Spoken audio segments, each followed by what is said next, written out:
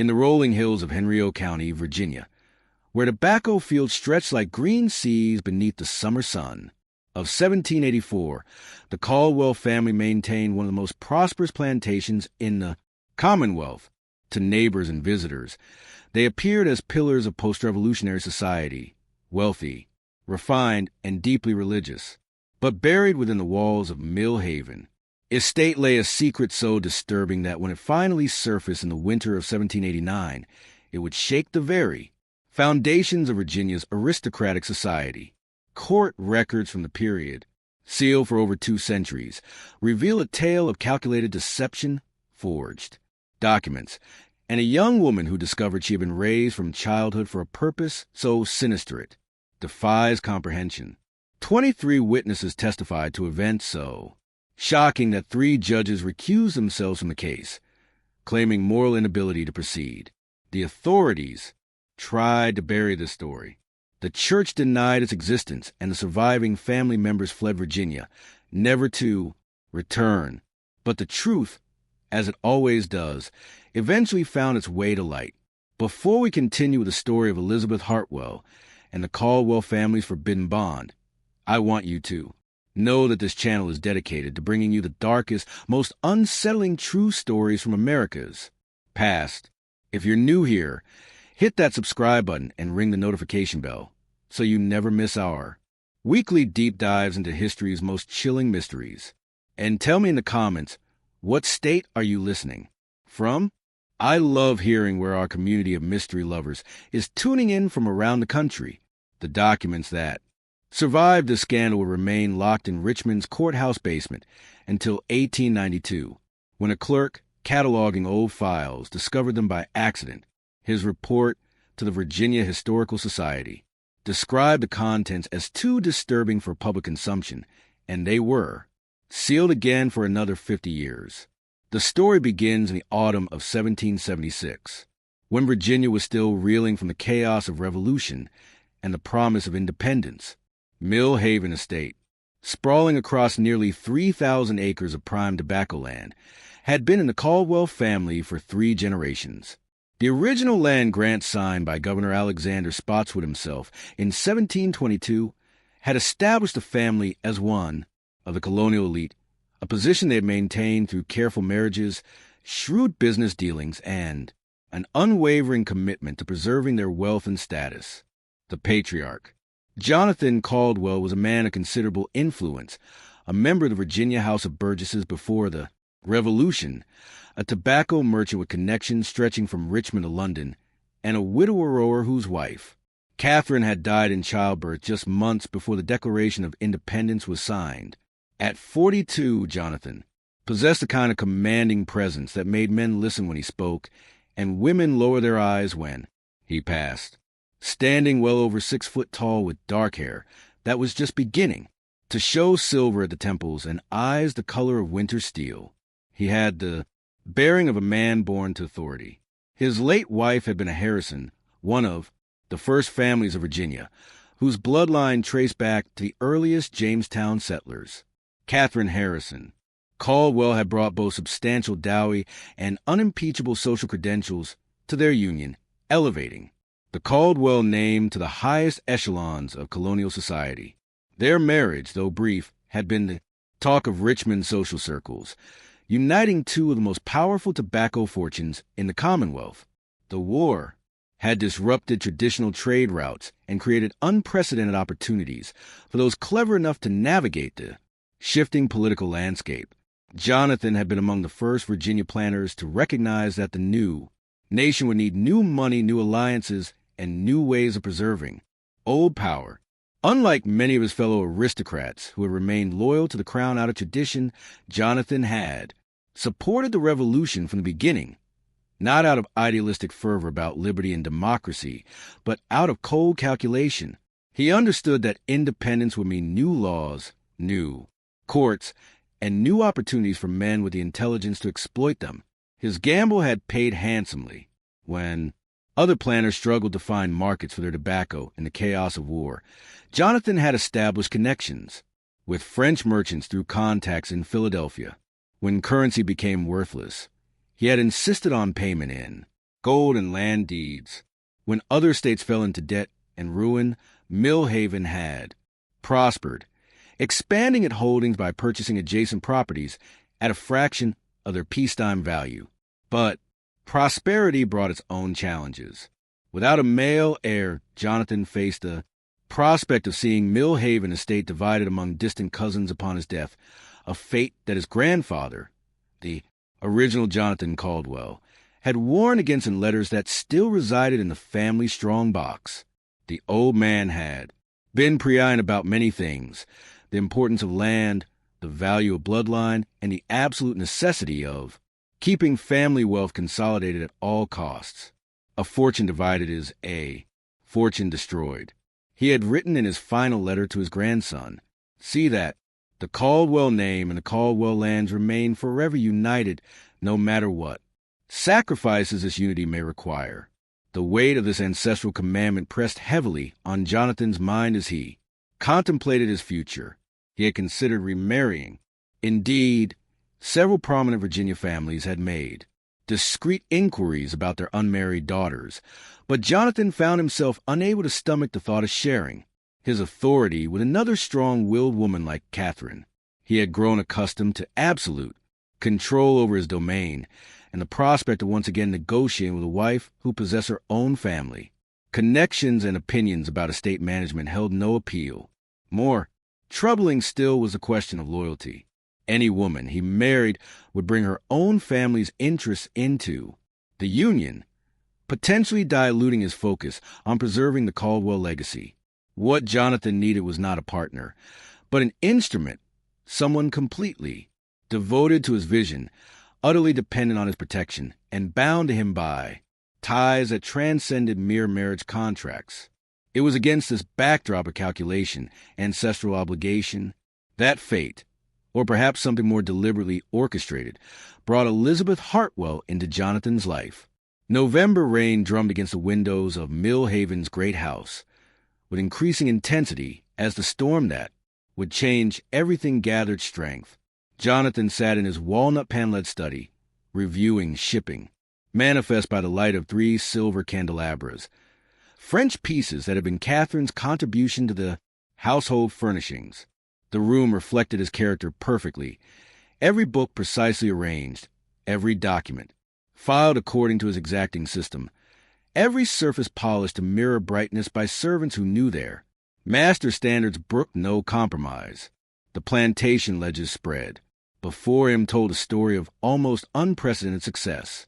The tobacco harvest had exceeded all expectations. The new French contracts had proven more profitable than even his optimistic projections, and his investments in Richmond real estate were yielding returns that made him one of the wealthiest men in Virginia. Yet, something gnawed at him as he worked. The persistent knowledge that all this wealth would be meaningless if he could not ensure its preservation for future generations. It was nearly midnight when Samuel Bygam, his overseer, appeared. In the doorway, Bygam was a lean, weather-beaten man who had served the Caldwell family for over 20 years, first under Jonathan's father and now under Jonathan himself. His loyalty was absolute, his discretion unquestionable, and his willingness to carry out orders without asking uncomfortable questions had been tested and proven on numerous occasions. "Master Caldwell," Bygam said, his voice carrying an unusual gravity that immediately caught Jonathan's attention. "There's been an accident on the Richmond Road. A carriage overturned in the storm. Appears to be quality folk, sir." Jonathan set down his quill with deliberate care. Quality folk meant responsibility, especially for a man of his standing in the community. More importantly, they often meant opportunity. "How far from our gates?" "Perhaps 2 milesi, sir, near Devil's Elbow, where the road curves around the creek. The driver's dead, sir, and the gentleman and lady." Bygam shook his head. "They were thrown clear when the carriage rolled, but they didn't survive the fall. The horses bolted, but we managed to retrieve the baggage. Survivors. A child, sir, a girl, perhaps 10 or 11 years of age. She was thrown into the bushes, probably what saved her life." The girl keeps asking for her uncle, Thomas, but she's in shock, sir. Doesn't seem to recall much else about what happened. Jonathan's mind immediately began calculating possibilities. Orphaned children of quality families often presented interesting opportunities for a man with the resources and connections to exploit them properly. What of identification, papers, letters, anything that might tell us who they were? Bygam's expression grew, carefully neutral, an expression Jonathan recognized as indicating information his overseer preferred not to discuss in detail. Found some documents in the gentleman's coat, sir. Name appears to be William Hartwell, traveling with his wife Margaret and their daughter. They were carrying a considerable sum in gold, sir. Payment for land they were apparently planning to purchase in the Kentucky territories. The mention of gold sparked Jonathan's immediate interest, but it was Bygam's tone that caught his full attention. There was something the overseer wasn't saying directly, something that required a more private conversation. Bring the child here immediately, Jonathan instructed. See that she's cleaned, fed, and given dry clothing. And Samuel, he paused, meeting his overseer's eyes with a look that conveyed volumes without words. We'll discuss the other details of this unfortunate accident in private once the child is settled. What Jonathan saw when he entered the guest bedroom an hour later would remain etched in his memory forever. The child sat on the edge of the four-poster bed that had once belonged to his grandmother, still wearing a nightgown that Martha, the head house servant, had found for her. Despite her ordeal, there was something unmistakably refined about her bearing. The way she held her hands folded in her lap, the careful pronunciation of her words when she thanked Martha for the warm milk, the quality of her abandoned dress that now hung drying by the fire. But it was her face that truly captured Jonathan's attention. The child bore a striking resemblance to his late wife, Catherine, particularly around the eyes and the delicate set of her jaw. Her hair, once it had been washed and dried, proved to be the same rich chestnut brown that Catherine's had been. And when she looked up at him with those large dark eyes, Jonathan felt a shock of recognition that made his breath catch in his throat. "What is your name, child?" Jonathan asked, his voice unusually gentle as he took a seat in the room's single chair, positioning himself at her eye level. "Elizabeth Hartwell," she replied, her voice barely above a whisper, but carrying the refined accent of educated society. "My parents, are they truly gone? Samuel said there was an accident, but I thought perhaps." The question hung in the air like smoke from the dying fire. Jonathan studied the girl's face more carefully, noting not just her resemblance to Catherine, but also the intelligence that sparkled in her eyes despite her obvious distress. This was no common orphan, no simple farm child who could be easily dismissed or quickly forgotten. This was a child of obvious good breeding, well-educated and articulate, who would be missed and sought after if she simply disappeared. But she was also completely alone, frightened, and utterly dependent on his charity for survival. "I'm afraid so, my dear," Jonathan said softly, reaching out to pat her hand in what appeared to be a gesture of paternal comfort. "But you're safe now. Tomorrow, we'll make inquiries about this Uncle Thomas you mentioned. We'll find your family and see that you're properly cared for." Even as he spoke these comforting words, Jonathan's mind was already working through possibilities that would have horrified a less calculating man. Here was a child of obvious quality, orphan and alone, with family connections that were apparently distant and difficult to verify. The possibilities were not just intriguing, they were extraordinary. "Thank you, sir," Elizabeth said, her natural politeness shining through despite her exhaustion and grief. "You're very kind to take me in. I don't know what would have happened if your man hadn't found me." Jonathan's smile was warm and reassuring, masking thoughts that were anything but paternal. "Think nothing of it, my dear. It's our Christian duty to help those in need. And I suspect you and I are going to become very well acquainted indeed." That night, as Elizabeth slept in the guest room under the watchful eye of Martha, Jonathan met with Samuel Bygam in the estate's wine cellar, a location chosen specifically for its privacy, and the impossibility of their conversation being overheard. What passed between them in that dimly lit stone chamber would set in motion events of unimaginable consequence. The first inquiry letter Jonathan wrote was never sent. Instead, it joined a growing collection of documents in a locked drawer of his study, documents that told a very different story than the one he presented to his neighbors and the local authorities. Through careful and methodical investigation, Jonathan learned that Elizabeth's parents, William and Margaret Hartwell, had indeed been traveling to meet relatives in the western counties when their fatal accident occurred. But these relatives lived in the remote mountains near the Kentucky border in settlements so distant and isolated that communication was sporadic at best and often took months to traverse the dangerous wilderness roads. More importantly, the Hartwells had been relative newcomers to Virginia, having moved from Maryland just 5 years prior to establish a small but prosperous shipping business in Norwalk. This meant their local connections were limited. Their social circle was small, and their sudden disappearance would likely be attributed to the dangerous conditions of frontier travel rather than foul play. Within a month of the accident, Jonathan had crafted a masterful deception that showcased both his intelligence and his complete lack of moral constraints. He presented himself to the county clerk as Elizabeth's appointed guardian, bearing carefully forged documents that claimed her mysterious Uncle Thomas had died of fever in the Kentucky wilderness just weeks before her parents' carriage accident. The timing was perfect, tragic enough to evoke sympathy, recent enough to explain why no one had been notified, and distant enough to make verification impossible.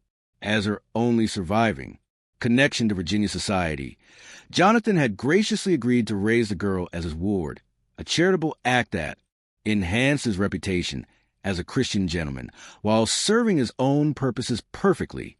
The county clerk, overwhelmed with the administrative chaos left by the war, and impressed by Jonathan's standing in the community, accepted the documents without question and officially appointed him as Elizabeth's legal guardian. The transition was gradual and carefully orchestrated. Elizabeth, traumatized by her loss and isolated at the remote plantation, gradually began to accept Jonathan as her protector and benefactor.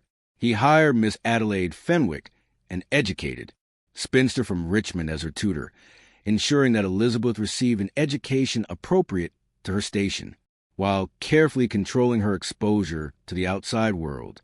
He ensured she was treated with kindness and respect by the household staff, provided her with beautiful clothing and books, and slowly began the process of molding her into something very specific to his needs. But Jonathan's plans required more than simple guardianship. In the winter of 1778, he made a trip to Richmond that would prove crucial to his ultimate design. There, in the elegant offices of his lawyer, Cornelius Vance, Jonathan executed a series of legal maneuvers that were breathtaking in their audacity and sophistication. Vance was a man who understood the value of discretion and the importance of asking no uncomfortable questions when dealing with clients of Jonathan's caliber. Short and precise, with thinning gray hair and the soft hands of a man who had never performed manual labor, he had built his practice on serving the complex legal needs of Virginia's plantation elite. His offices occupied the second floor of a federal-style building on Main Street, furnished with imported mahogany and lined with leather-bound legal volumes that represented decades of studying the intricacies of property law, inheritance rights, and marriage contracts. First, Jonathan had Vance draw up formal adoption papers, making Elizabeth legally his daughter and potential heir to his estate.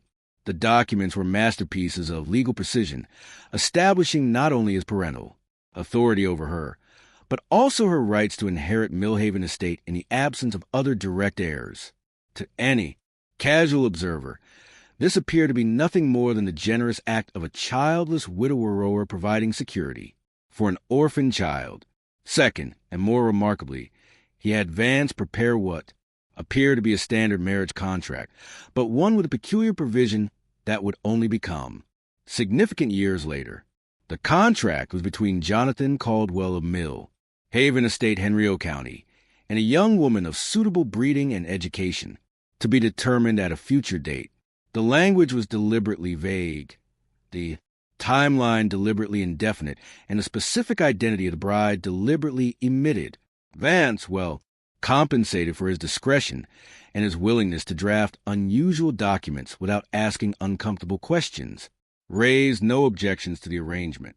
In the complex world of Virginia property law, such open-ended marriage, contracts were not entirely unprecedented. Wealthy men often arrange marriages years in advance to secure favorable business partnerships or consolidate family holdings. The adoption papers were filed with the county clerk and became part of the public record. The marriage contract was not. It remained in Vance's private files, waiting for the appropriate moment to be executed. As Elizabeth grew from child to adolescent under Jonathan's carefully controlled environment, his attention to her education became almost obsessive in its intensity and specificity. She learned French from a private tutor, Latin from the local minister, mathematics and literature from Miss Fenwick, and household management through careful observation of Martha's duties. She was trained in the social graces expected of a plantation mistress, the intricate protocols of Virginia society, and the complex business operations that kept a large estate profitable.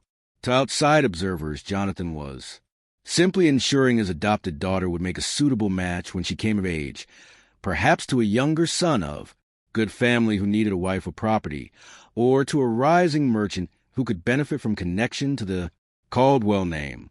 His dedication to her education was viewed as admirable, his paternal affection as touching, and his plans for her future as appropriately responsible. But there were other lessons, too, subtle conditioning that began when Elizabeth was still too young to understand its implications. Jonathan frequently spoke of the importance of family loyalty above all else, of the sacred bonds that transcended conventional society, and of the biblical precedent for unusual family arrangements that served God's higher purposes. He told her stories of the patriarchs of old, men who had multiple wives and complex family structures that ensured the survival of their bloodlines through difficult times. He spoke often of the Caldwell family history, emphasizing the sacrifices that previous generations had made to preserve their land and legacy. He told her of ancestors who had died defending their property, of family members who had made difficult choices to ensure survival, and of the sacred obligation that each generation owed to those who came before and those who would come after. Gradually, almost imperceptibly, Jonathan began to emphasize Elizabeth's special role in this continuing saga. She was not merely his adopted daughter, he explained, but the key to preserving everything the Caldwell family had built over generations. She was intelligent enough to understand business, beautiful enough to reflect, credit on the family name, and loyal enough to put family interests above personal desires. By 1782, when Elizabeth was 16 and blossoming into a young woman of remarkable beauty and intelligence, the psychological foundation of Jonathan's plan was nearly complete. She had been isolated from contact with young men her own age, told repeatedly that her destiny lay in preserving the Caldwell legacy, and gradually conditioned to see Jonathan not merely as her adoptive father, but as the center of her universe and the architect of her future.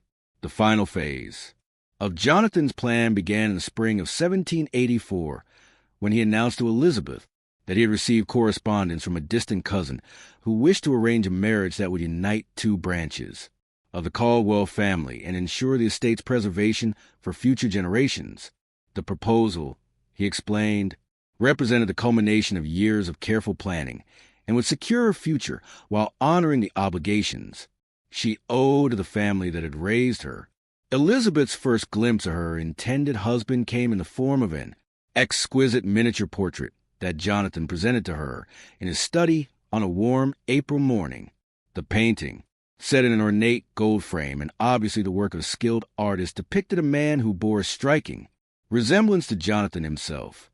The same strong jaw, the same piercing dark eyes, the same air of quiet authority that seemed to emanate even from the small painted image. "His name is Jonathan Caldwell," her adoptive father explained, his voice carefully neutral as he watched her examination of the portrait. "He's a cousin from the western counties, a man of good character and substantial means who has built quite a successful tobacco operation in the mountains. The marriage would unite our family holdings and ensure that Mill Haven Estate remains intact for future generations." Elizabeth studied the portrait with growing confusion, noting details that seemed somehow familiar yet impossible. The man's clothing was expensive but slightly outdated, his pose formal in the manner of portraits painted a decade earlier. Most puzzling of all was the uncanny resemblance to Jonathan. So striking that they could have been brothers rather than merely cousins. "But his name is the same as yours, Papa," she said, using the affectionate term she had called him since childhood. "How can this be? I thought our family naming customs were more varied." Jonathan's explanation was both brilliant and horrifying in its calculated simplicity. The cousin, he explained, had been named for the same ancestor, a common practice in colonial families seeking to honor their forebears and maintain connections across generations. This Jonathan Caldwell had inherited land in the Shenandoah Valley and had built a successful tobacco operation there, but he lacked the social connections and cultural refinement that came with generations of established wealth and position in Richmond society. The marriage would benefit both parties. Jonathan continued with the smooth persuasiveness of practiced manipulator.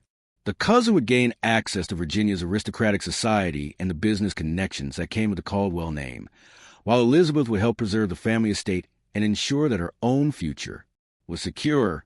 More importantly, the union would keep the family wealth consolidated rather than allowing it to be dispersed among various distant relatives who might not share their commitment to preserving the Caldwell legacy. "But I would be leaving you," Elizabeth said, and Jonathan was pleased to detect the genuine distress in her voice. Over the years, he had carefully cultivated her emotional dependence on him, ensuring that the thought of separation would be not just uncomfortable, but nearly unthinkable not leaving. "My dear Jonathan," replied, his voice soft with paternal affection that masked deeper, darker currents of satisfaction. "Expanding our family, this union has been arranged with great care to ensure that you will never be far from those who love you most. In fact, the arrangement includes provisions for your new husband to spend considerable time here at Mill Haven, helping to manage the combined operations of both estates." The wedding preparations began immediately, but they were unlike any Elizabeth had witnessed during her occasional visits to neighboring plantations or her rare trips to Richmond society events. Rather than the grand public ceremony, typical of Virginia plantation society, with its elaborate guest lists, weeks, festivities, and celebration that might involve hundreds of family, friends, and business associates. This would be a private affair conducted at Mill Haven Estate with only a small number of carefully selected witnesses. Jonathan explained this unusual arrangement as a necessity of both practical and social considerations. Many prominent families remained scattered by the recent conflict. Travel was still dangerous in many areas, and the groom's family had expressed a preference for a simple ceremony that would not interfere with the complex business negotiations that were part of the marriage settlement. Additionally, the bride's orphan status made a large celebration inappropriate. It would be more seemly to conduct the ceremony with dignity and restraint rather than elaborate festivities that might seem insensitive given her tragic background. As summer gave way to autumn, Elizabeth found herself increasingly troubled by aspects of the arrangement that didn't seem quite right despite her respect for Jonathan's judgment and her gratitude for his care. The wedding invitations, which she was not permitted to see personally, were allegedly sent to the groom's family and various distant Caldwell relatives, but responses ever arrived at Mill Haven when she asked to read the letters, acceptance or regret, that should have been flooding in from invited guests. Jonathan explained that such correspondence was being handled through his lawyer in Richmond to avoid burdening her with unnecessary details. when she requested permission to correspond with her intended husband before the ceremony, a reasonable desire that would allow them to become acquainted before their wedding day. Jonathan explained that the man was currently traveling on business throughout the Western Territories and preferred to maintain the traditional formality of limited contact before marriage. Such restraint, he assured her, was actually a mark of respect and serious intent rather than indifference. Most disturbing of all were the legal documents that Cornelius Vance brought to Mill Haven in September, riding out from Richmond in a hired carriage loaded with leather portfolios and mahogany document cases. Elizabeth was asked to sign various papers related to her inheritance rights, the marriage settlement, and the complex business that would unite the two branches of the Caldwell family. But when she attempted to read them carefully, both Jonathan and Vance assured her that the legal language was far too complex for anyone without legal training to understand properly. These are merely formalities required by Virginia law. Vance explained in a precise professional manner standard documents that establish your rights as both an heir to the Caldwell estate and as a bride entering into a marriage contract that involves substantial property considerations. Your signatures are necessary to make the arrangements legally binding, but the actual terms have been negotiated by your father and myself to ensure your complete protection. One document in particular caught Elizabeth's attention, a property deed that seemed to transfer her inheritance rights as Jonathan's adopted daughter to someone else entirely. When she questioned this alarming development, Jonathan's explanation was smooth and rehearsed. Upon her marriage, her legal status would change from daughter to daughter-in-law of the Caldwell family, and the paperwork simply reflected this transition, while ensuring that her ultimate inheritance rights remained intact. But Elizabeth was more intelligent than Jonathan had perhaps anticipated. Despite his years of careful conditioning, the education he had provided her included enough exposure to legal concepts and property law to recognize that something about these arrangements was fundamentally wrong. The language of the documents seemed deliberately obscure. The timing of the paperwork seemed rushed, and the explanation she received seemed designed to discourage further questions rather than provide genuine understanding. Late at night, in the privacy of her bedroom, she began to piece together a puzzle that would reveal the full horror of her situation. The truth began to unravel on a cold October evening when Elizabeth made a discovery that would change everything. Unable to sleep due to a combination of wedding anxiety and nagging doubts about the arrangements Jonathan had made, she had gone to his study to retrieve a volume of poetry.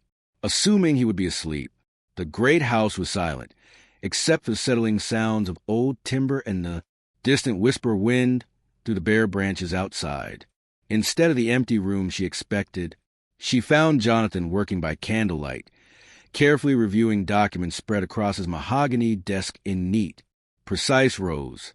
The scene was illuminated by 3 silver candelabra casting dancing shadows across the walls lined with leather-bound books and family portraits that seemed to watch with disapproving eyes. As she approached to announce her presence, she glimpsed something that made her blood turn to ice and her breath catch in her throat. Among the papers was the miniature portrait of her intended husband, but beside it lay a small mirror positioned so that Jonathan could compare his reflection to the painted image. Even more disturbing, she could see that he was making small adjustments to his hair and expression, apparently practicing to match the pose in the portrait as closely as possible. Elizabeth retreated silently, her heart pounding so loudly she was certain Jonathan would hear it despite his apparent concentration. Her mind reeled as she tried to process what she had witnessed. The resemblance between Jonathan and the man in the portrait wasn't coincidental. It was identical because they were the same person. But how could this be? What possible explanation could there be for such an elaborate deception? The answer that came to her was so monstrous, she could barely admit it to herself. Yet it explained everything that had troubled her about the wedding arrangements. There was no cousin. There had never been a cousin. Jonathan intended to marry her himself, using a false identity to make the arrangement appear legitimate, while maintaining the legal fiction of their father-daughter relationship. Over the following days, Elizabeth began her own investigation, using the skills of observation and analysis that Jonathan himself had taught her during years of education and training. She started with the household correspondence, carefully examining letters when opportunities arose during her lessons with Miss Fenwick or her conversations with Martha about wedding preparations. What she found chilled her to the bone and confirmed her worst suspicions. There were no letters from any cousin named Jonathan Caldwell. There were, however, communications from Cornelius Vance discussing the special arrangements and the need for absolute discretion regarding the unusual nature of the ceremony. There were also bills from a Richmond portraitist for modifications to existing miniature and payments to various merchants for clothing and accessories that seemed designed to alter someone's appearance. The breakthrough came when Elizabeth discovered a locked drawer in Jonathan's study during one of his trips to Richmond on business. Using a hairpin and techniques she had learned from watching Martha repair household locks, she managed to open it while the house was busy with afternoon chores, and her presence in the study would not be questioned. Inside, she found documents that revealed the true scope of his deception, the original inquiry letters about her parents that had never been sent, the forged guardianship papers establishing his authority over her, the fabricated correspondence supposedly from the fictional cousin expressing eagerness for marriage, and most damning of all, detailed notes in Jonathan's handwriting outlining his plans for their wedding night and the years that would follow. But it was a marriage contract that revealed the full horror of her situation. The document in Vance's careful legal handwriting was between Jonathan Caldwell of Millhaven Estate, Henrico County, and Elizabeth Hartwell, legally adopted daughter of the aforementioned Jonathan Caldwell. There was no mention of any cousin. The groom and the adoptive father were explicitly identified as the same person.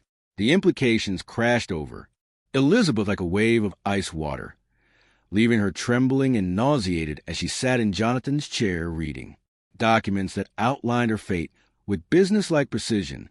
Every kindness he had shown her, every lesson he had taught, every moment of paternal affection had been calculated steps toward this ultimate violation. She had been groomed from childhood to become not just his heir, but his wife, a woman who would be simultaneously his daughter and his bride, ensuring that his bloodline would continue while his estate remained intact under his absolute control. The most terrifying aspect of the scheme was its legal sophistication and the complete helplessness it created for her. By adopting her first, Jonathan had established her inheritance rights and his paternal authority over her. By marrying her afterward, he would maintain control over the estate, while ensuring that any children born to the union would be indisputably legitimate heirs to the Caldwell fortune. In the complex legal landscape of post-revolutionary Virginia, where property rights were paramount and family bloodlines determined social standing, the arrangement was disturbing but not necessarily illegal. Even more horrifying were Jonathan's notes about his long-term plans. He had calculated that Elizabeth's youth and his established position would allow them to present themselves as a conventional married couple when traveling or conducting business away from Millhaven. The adoption papers would remain filed but unmentioned. The marriage certificate would show only their names without reference to their previous relationship, and their children would grow up knowing Jonathan only as their father, never learning the truth about their mother's origins. That night, Elizabeth lay awake, planning her escape, but as dawn approached, she realized a horrible truth. She had nowhere to go and no resources of her own. Jonathan had been meticulous in his isolation of her from the outside world. She had no friends her own age, no connections to families who might help her, no money or property in her own name. Even if she could prove what he intended to do, the very documents that would serve as evidence had been crafted to make her appear complicit in the arrangement. The wedding was scheduled for November 15th, just 3 weeks away. Time was running out, and Jonathan's trap was nearly perfect in its cruel completeness. Elizabeth's opportunity came in the form of an unexpected visitor who arrived at Millhaven Estate like an answer to desperate prayers. On November 3rd, a traveling minister named Reverend Thomas Hartley appeared at their gates, seeking shelter for the night during his journey between parishes in Virginia. Countryside. His surname made Elizabeth's heart race with a mixture of hope and terror. Could this be a connection to her true family? Reverend Hartley was a man of perhaps 50 years, with graying hair and the weathered complexion of someone who spent most of his time traveling rough road between scattered settlements. His clothing marked him as a man of modest means but respectable station, and his conversation during dinner revealed an extensive knowledge of Virginia families and their histories, knowledge that came from years of performing baptisms, marriages, and funeral services throughout the Commonwealth. During the evening meal served in Millhaven's formal dining room beneath portraits of Caldwell ancestors, Elizabeth listened intently as Reverend Hartley spoke of his travels throughout Virginia and the Corollas. He told stories of frontier settlements, isolated plantations, and the challenges of ministering to communities scattered across hundreds of miles of wilderness. When Jonathan stepped away to instruct Samuel Bygam about accommodations for their guest, Elizabeth seized her chance. "Reverend Hartley," she said quietly, her voice carefully controlled despite the excitement and fear coursing through her. "Might I ask if you knew a family named Hartwell? I believe they may have been distant relations of mine." The minister's weathered face brightened with recognition and genuine warmth. "Indeed, I did, child. William and Margaret Hartwell, tragic loss. That carriage accident some years back. They were good people, faithful Christians who attended my services whenever they were in Norfolk on business." They spoke often of their daughter, Elizabeth, a bright girl they were taking to live with Margaret's brother in Kentucky territories after they concluded some business dealings in the West. Elizabeth's composure nearly shattered as she heard confirmation of facts that Jonathan had claimed were impossible to verify. Her brother, not her uncle, Thomas, brother Thomas. Yes, Thomas Whitfield was his name, though Margaret had kept her maiden name of Hartwell after marriage. Not uncommon in families where the woman brings substantial property to the union. Last I heard, he was still operating a trading post near Harrisburg, still hoping for word of his sister's family. Quite worried about them, actually, since they never arrived for their planned meeting. "Why do you ask, child?" Before Elizabeth could respond, Jonathan returned to the dining room, and the conversation shifted to other matters. But Elizabeth had learned enough to confirm her worst fears, while simultaneously discovering that she had family, real family, still alive and searching for her. And the Uncle Thomas that Jonathan claimed had died was actually Margaret's brother. He bore a different surname entirely, and he was not only alive but actively seeking information about her parents' fate. That night, Elizabeth made a desperate decision that would require every ounce of courage and intelligence she possessed. She would confront Jonathan directly, not to seek his mercy or attempt to negotiate her freedom, but to gather the evidence she would need to expose his crimes to Reverend Hartley. If she could convince a minister to carry word of her situation to the authorities in Richmond, she might have a chance to escape the trap that had been closing around her for 13 years. She waited until the household was asleep, then crept through the darkened corridors to Jonathan's study, where she knew he often worked late into the night, reviewing business correspondence and plantation records. She found him exactly as she had expected, reviewing the final details of their wedding ceremony. The forged documents spread before him like the plans of a military campaign. When he looked up and saw her standing in the doorway, still wearing her white nightgown and wrapper, his expression shifted from surprise to something far more dangerous, a cold calculation that reminded her forcefully that she was completely alone with a man capable of murder. "Elizabeth," he said calmly, setting down his quill with deliberate precision, "you should be sleeping. Tomorrow we have many preparations to complete for our wedding ceremony." The possessive emphasis he placed on the word sent a chill through her, but Elizabeth forced herself to remain steady. "There is no cousin," she said, her voice surprisingly strong despite the terror coursing through her veins. "There never was. You intend to marry me. Yourself?" Jonathan's mask of paternal affection finally slipped completely, revealing the cold predator that had always lurked beneath the surface. The transformation was terrifying in its completeness. Gone was any pretense of fatherly love, replaced by the calculating gaze of a man whose carefully laid plans had been discovered, but who remained confident in his ability to control the situation. "You are more perceptive than I anticipated," he said, rising slowly from his chair. His imposing frame cast long shadows in the candlelight, and Elizabeth was reminded forcefully of how physically powerless she was against him. "Yes, there is no cousin, and yes, in 12 days you will become my wife. You will also remain my daughter, my heir, and the mother of the children who will carry on the Caldwell name. It is an arrangement that serves everyone's interests perfectly. Everyone's interests but mine," Elizabeth replied, surprised by her own boldness in the face of such overwhelming danger. Jonathan's smile was cold as winter moonlight, devoid of any warmth or humanity. "Your interests are my interests, Elizabeth. They have been since the night I found you, orphaned and alone on the Richmond Road. Do you think your rescue was mere chance? Do you think I chose to raise you, educate you, and provide for you out of simple Christian charity?" The implication in his words hit Elizabeth like a physical blow, confirming suspicions she had barely dared to acknowledge. "The carriage accident? You knew about it beforehand." "I arranged it," Jonathan said with the casual tone of a man discussing the weather. "Your parents were traveling with a considerable sum of money, payment for land they intended to purchase in Kentucky. My men were instructed to weigh the carriage and retrieve the funds, but you were an unexpected bonus. When I saw you, saw how remarkably you resembled my dear Catherine. I realized Providence had provided me with something far more valuable than mere gold."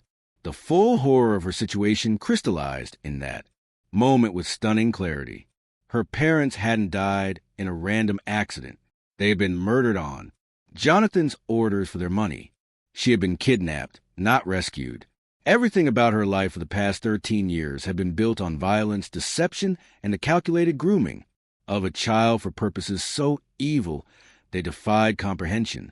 "The law will not permit this," Elizabeth said, though even as she spoke, she knew the futility of the words in society where women had virtually no rights, independent of their male relatives. Jonathan's laugh was genuinely amused, the sound echoing off the walls lined with law books and family portraits. "The law, my dear, is whatever men like me choose to make it. You are legally my daughter, which means you are under my absolute authority until marriage. You will legally become my wife, which means you will remain under my authority thereafter.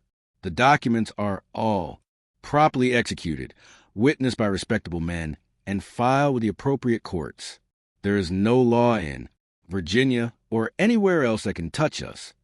He moved closer as he spoke, and Elizabeth could smell the brandy on his breath, could see the cold satisfaction in his eyes as he contemplated his complete victory over her will and her future. "More importantly, my dear, you have nowhere to go and no one to help you. Your precious Uncle Thomas believes you died with your parents 13 years ago.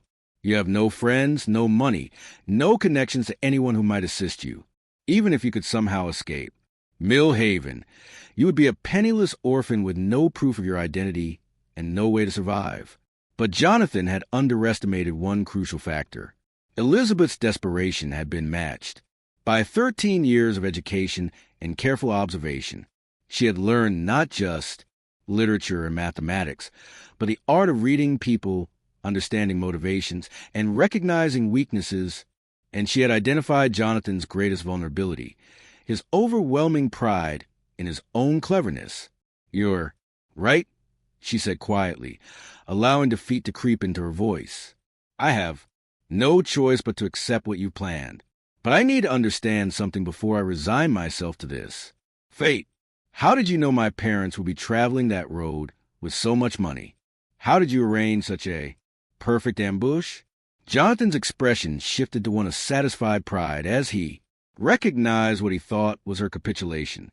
Like many intelligent criminals, he could not resist the opportunity to explain the brilliance of his scheme to someone who could appreciate its complexity.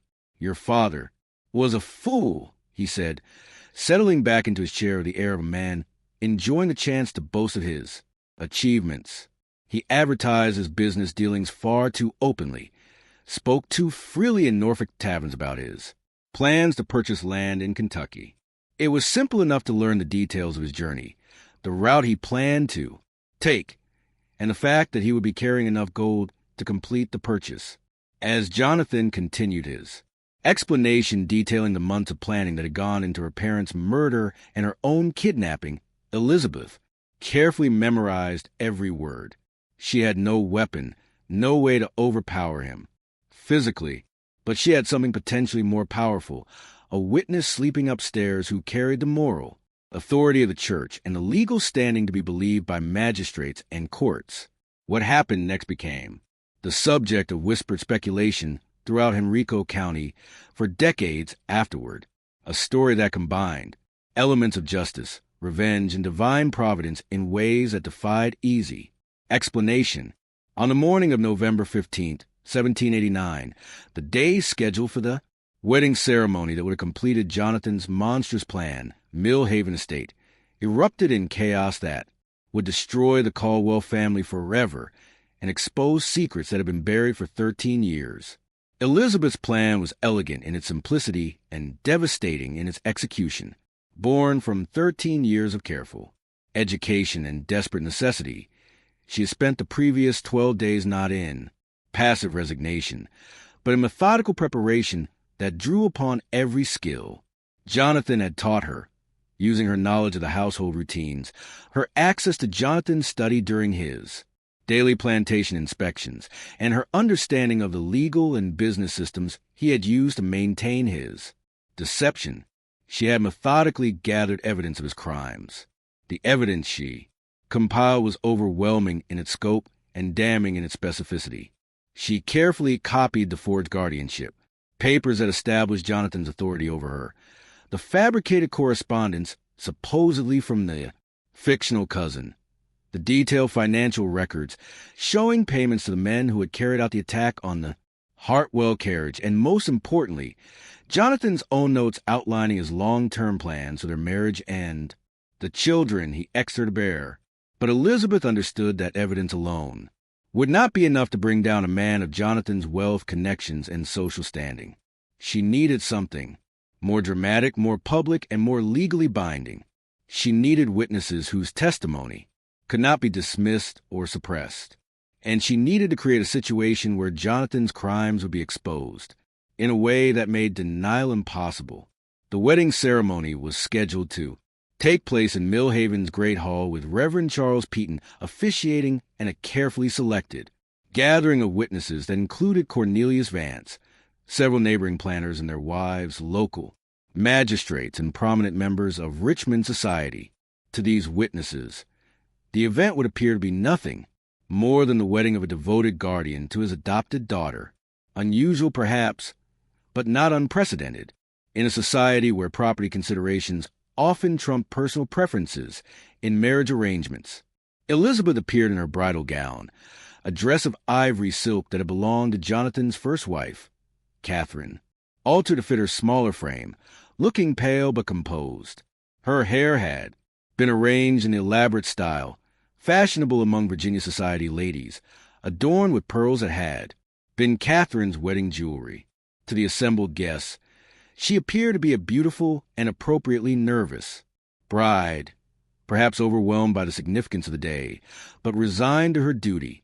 Jonathan stood beside her wearing his finest clothing, a coat of midnight blue wool, buff-coat waistcoat, and pristine white stock that emphasized his commanding presence. His satisfaction was evident in every line of his posture as he prepared to achieve something remarkable, a marriage that would preserve his estate, continue his bloodline, and maintain his social standing while violating every moral principle of civilized society. Reverend Peton, an elderly minister who had served Virginia Plantation Society for over 30 years, began the ceremony with the traditional words that had united countless couples throughout the Commonwealth. His voice carried the weight of religious authority as he spoke of the sacred bonds of matrimony, the duties of husband and wife, and the divine blessing that attended the union of two souls in Christian marriage. As the ceremony progressed through its familiar rhythms, the assembled witnesses began to relax into the comfort of ancient ritual. This was, after all, simply another plantation wedding, perhaps unusual in its circumstances, but following patterns they had witnessed countless times before. The bride was beautiful, the groom was prosperous, and the match would serve the practical purposes that govern most aristocratic marriages. Reverend Peton had reached the traditional question about impediments to the marriage.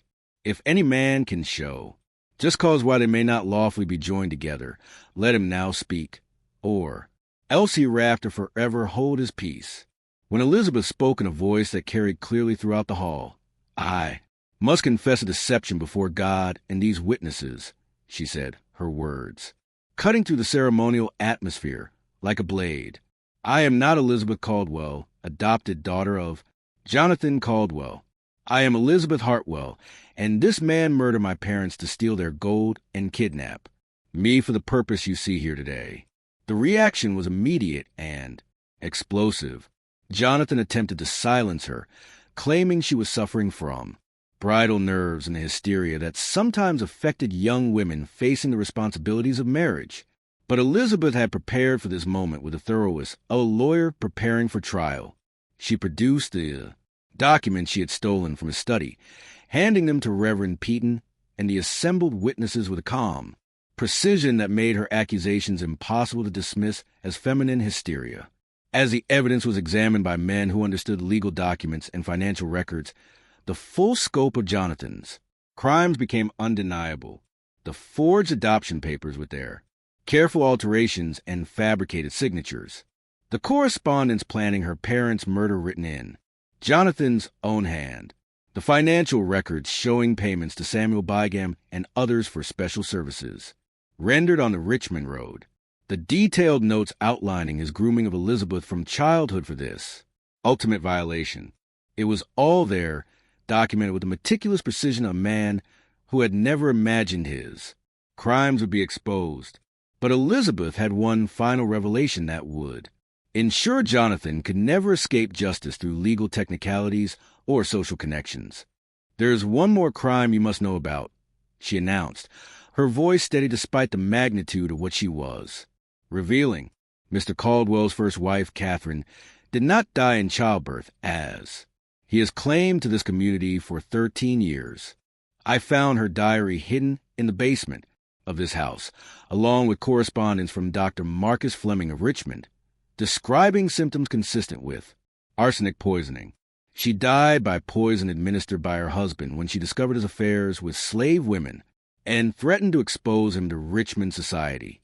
The accusation of UK's Oricide, wife murder combined with the evidence of Elizabeth's kidnapping and the murder of her parents created a scandal that even Jonathan's wealth and connections could not suppress.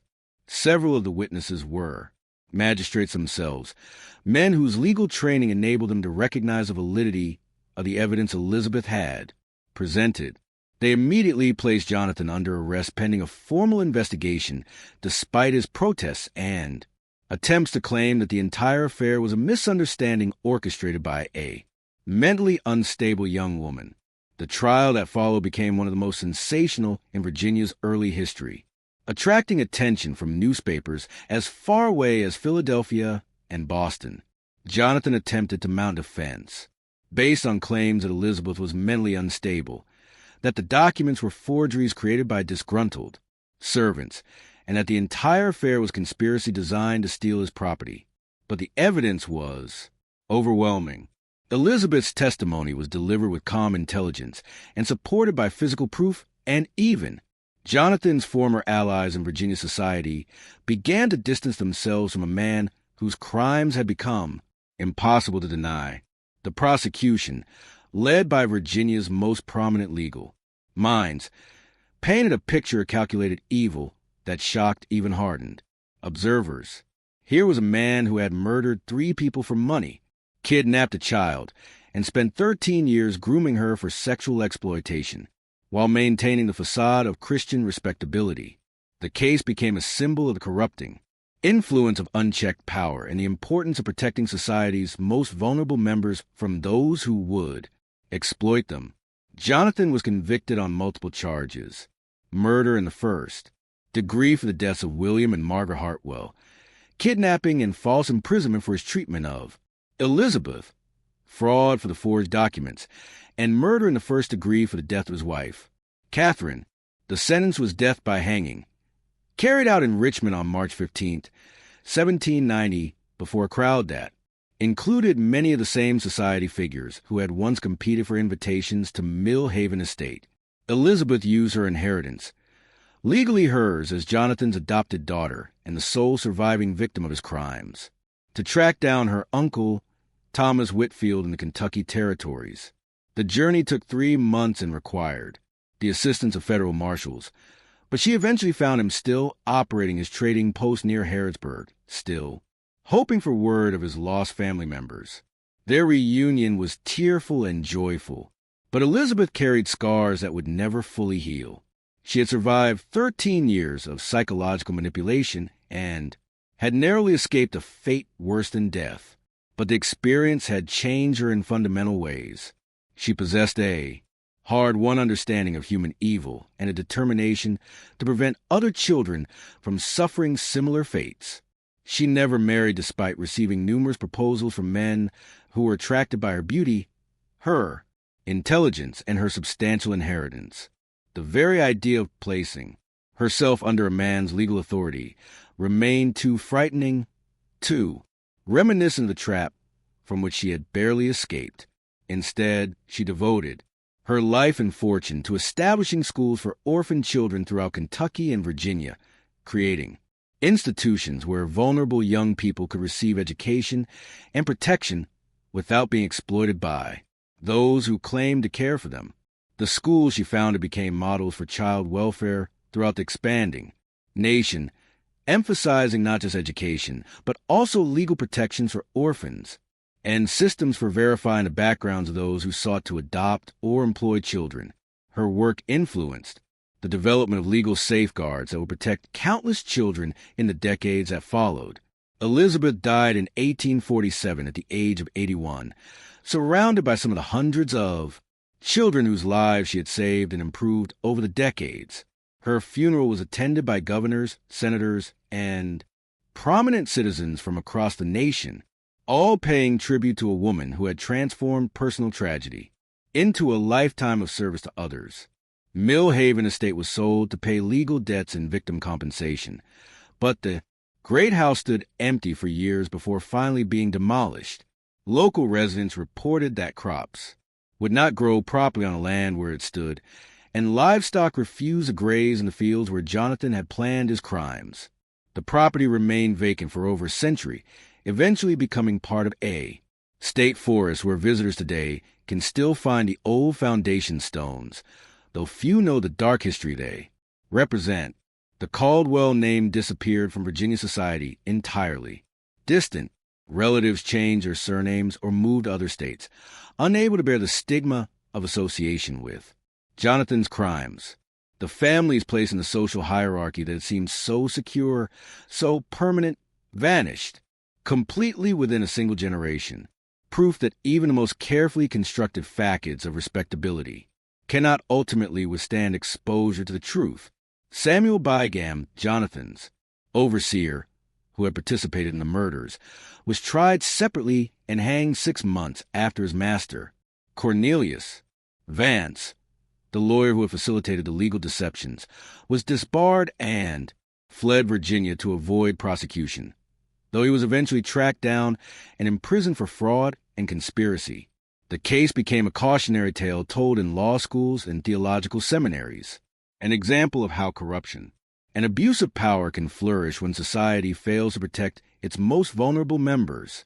Elizabeth's courage in exposing the truth despite the personal risk and the overwhelming power of her oppressor became an inspiration for reformers working to establish legal protections for women and children. This story shows us how evil can hide behind masks of respectability and social standing, how vulnerable people can be exploited by those who claim to protect them, and how courage and intelligence can ultimately triumph over even the most carefully planned crimes. Elizabeth Hartwell's determination to seek justice not only saved her own life, but prevented Jonathan Caldwell from claiming other victims and established protections that would benefit countless children in the years to come. What do you think of this story? Do you believe such elaborate deceptions and systematic abuse were possible in the legal chaos of post-revolutionary America? How do you think Elizabeth found the courage to risk everything by exposing Jonathan's crimes when she had no guarantee that anyone would believe her or help her? Leave your comment below and share your thoughts about how one woman's intelligence and determination brought down a seemingly untouchable predator who had hidden his evil behind wealth and social position. If you enjoyed this dark tale from Virginia's hidden history, subscribe to Liturgy of Fear. Hit the notification bell so you never miss our weekly explorations of America's most chilling historical mysteries. And share this video with someone who appreciates stories of courage triumphing over calculated evil. Until next time, remember that the most terrifying monsters often wear the most civilized masks, and that sometimes the greatest heroes are those who refuse to remain silent in the face of unspeakable injustice.